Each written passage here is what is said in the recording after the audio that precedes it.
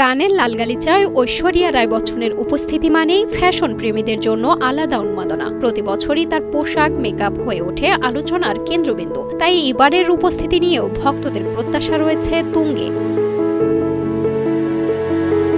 সব জল্পনা কল্পনার অবসান ঘটিয়ে অবশেষে 2026 সালের কান চলচ্চিত্র উৎসবে যোগ দিতে রওনা হয়েছেন ঐশ্বরিয়া। সফরসঙ্গী হয়েছেন তার মেয়ে আরাধ্যা বচ্চনও। মুম্বাইয়ের বিমানবন্দরে ম্যাচিং পোশাকে মামের ভিডিও ইতোমধ্যেই ভাইরাল হয়েছে নেট দুনিয়ায়।